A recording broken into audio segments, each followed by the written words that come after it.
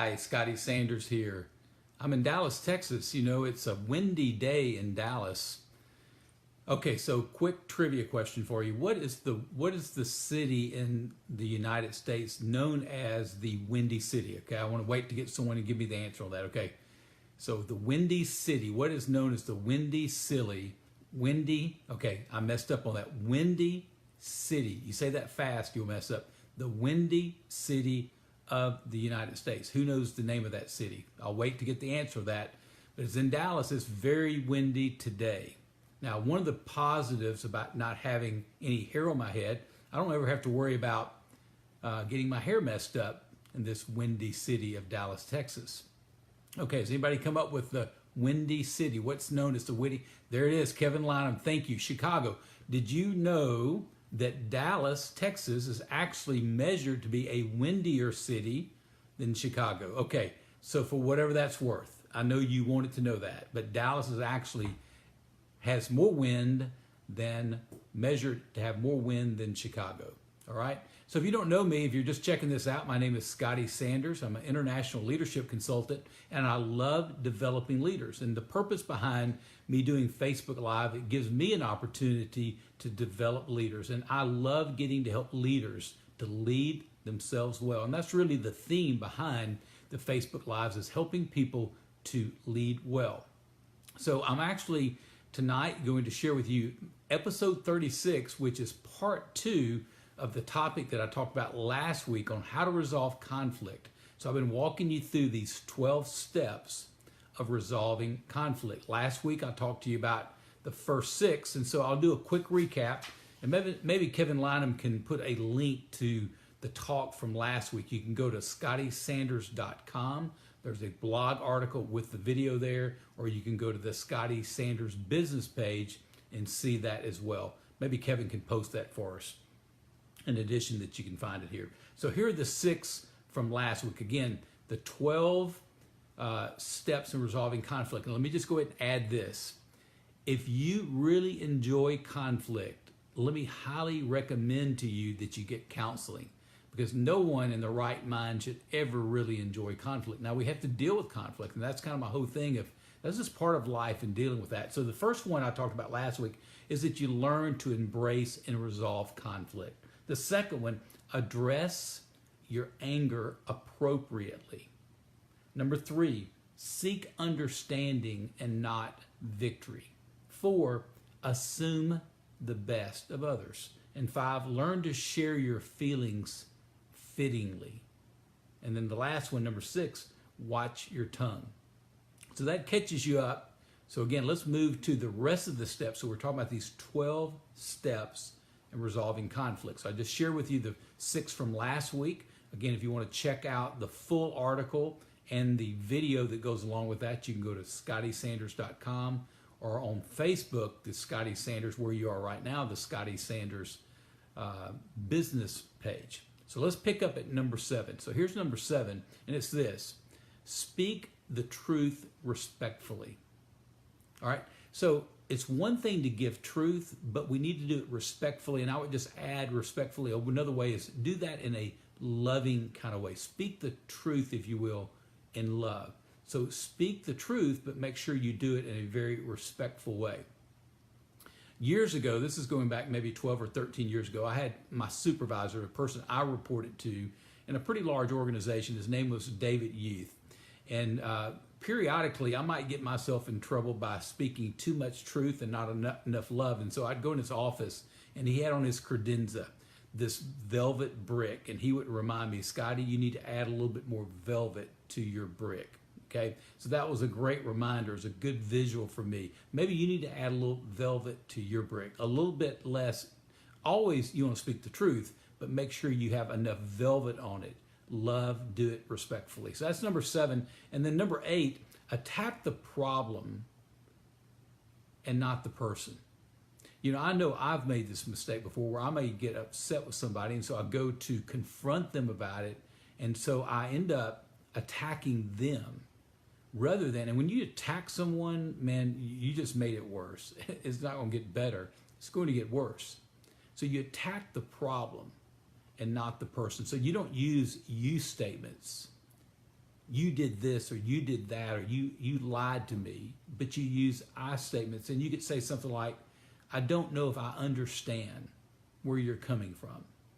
I don't know if I understood what you meant. So you kind of put it back on yourself. So you attack the problem and not the person. You don't use you statements, you use I statements. Put it back on yourself.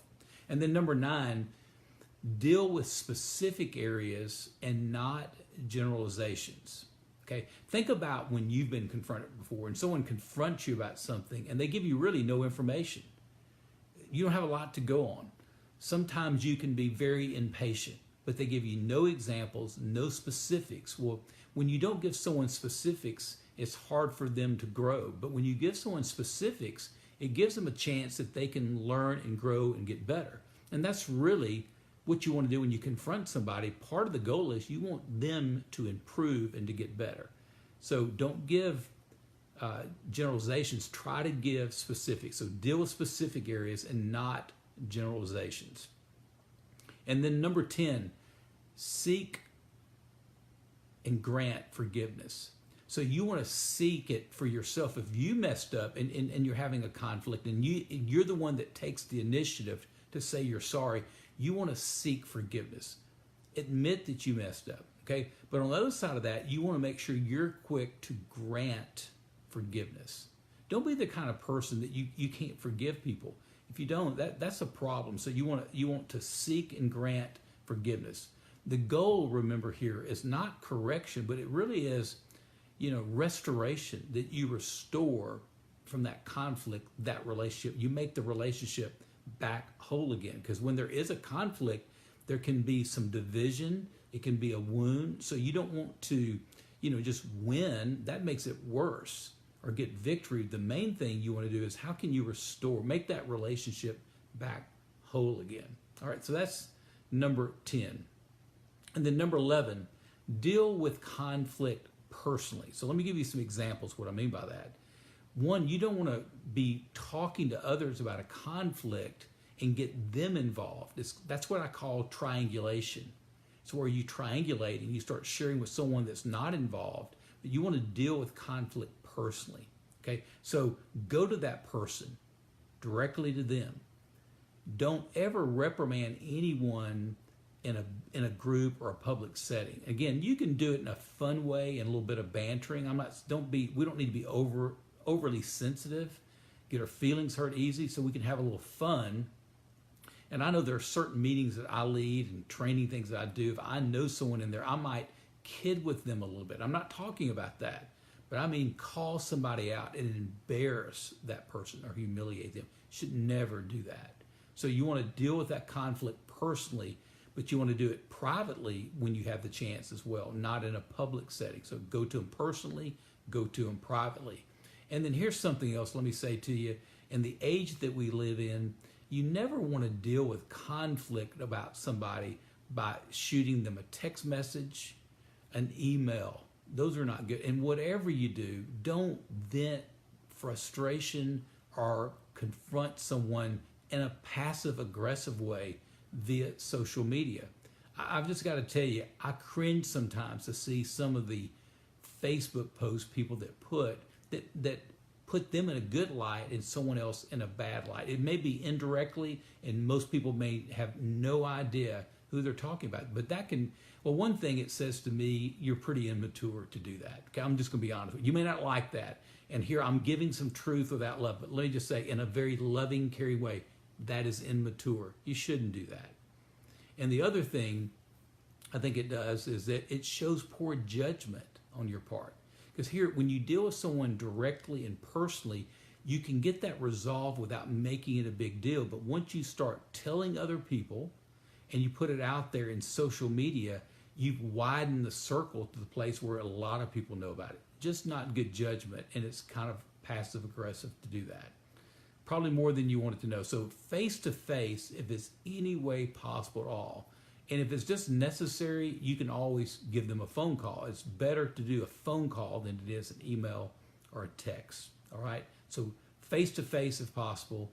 And if necessary, if they live far away and you can't get with them, I've had to do that before, but I can just tell you, when I sit face to face with somebody, it goes a lot better than when I talk to them over the phone. I've had some really tough calls where I needed to confront somebody that maybe they were on the East Coast or West Coast, and I'm in Dallas. You know, it's hard to travel that far to go meet with them about that. So you have a phone call, but you miss the tone sometimes, you miss body language. And body language is a lot of the conversation. It's a lot of the talk that happens, right? So you miss out on that. Okay, so number 12, keep this in mind when you're dealing with conflict. So one of the steps always remember is be gentle. And here's the reason why: people are fragile, all right? And maybe we're more fragile than we need to be, and we can be a little overly sensitive, but err on the side of being humble and being gentle. Compassion and empathy is needed when you confront people. You know, that because it's when you confront someone, they can get defensive. It can be a wound for them. So you go out of your way to be extremely gentle. And sometimes I'll even say, listen, I've been guilty of this myself. I've made this mistake before.